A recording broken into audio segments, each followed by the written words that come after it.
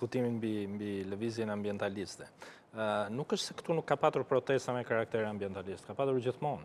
Dhe në mënyrë të veçantë deri në vitin 2013 ju mbani mend çfarë protestash bëshin për zgjerimin e rrugës Elbasanit, se ishte hyrë në zonën e mbrojtur tek liçeni apo jo. Protestat kanë qenë të vazhdueshme në këtë. Ka patur një tulatje sepse me ardhjen në pushtet Rama kooptoi një pjesë të mirë të atyre që ishin pjesë e këtyre lëvizjeve dhe pastaj e rimori veten lëvizja dhe kemi Sej Vjosa që ishte një prej lëvizjeve më të bukura që ka ndodhur në Shqipëri. Ka patur gjithmonë, pra është krejtësisht e pavërtetaj.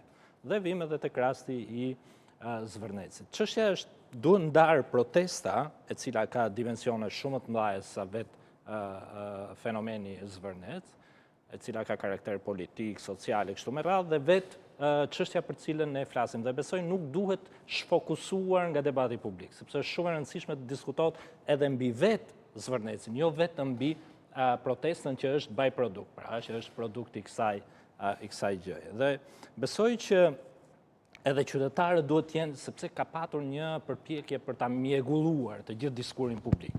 Dhe natyrisht që është në interesin e qeverisë për të krijuar një narrativë e cila dekurajon qytetarët për të dalë në protestë.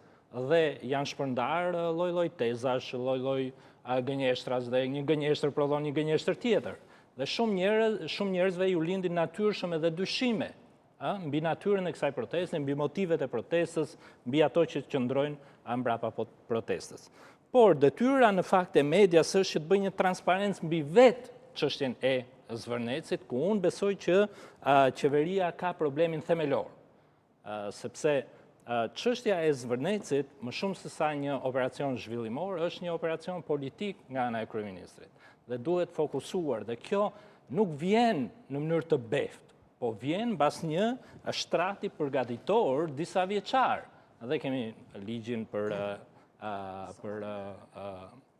zonat e mbrojtura, ndryshimin e ligjit për zonat e mbrojtura, ku i jep Këshillit Kombëtar të Rregullimit të Territorit të drejtën për të ndërhyrë dhe për të përcaktuar se si mund të zhvillohet brenda zonave të mbrojtura. Çka më përpara nuk e kishte këtë drejtë, kjo pastaj ka krijuar të hapësirën për të bërë këtë që është bërë, dhe kemi Butrintin dhe tani kemi Zvërnecin, dhe nuk është vetëm pjesa e izoluar e Zvërnecit, por është e gjithë hapësira. Dhe besoj që një fokus duhet të mbetet tek çështja e Zvërnecit. Dhe pastaj kalojmë tek protesta, që është dimensioni i dytë dhe që ka filluar të marrë dimensione konkrete politike, me kërkesa konkrete politike,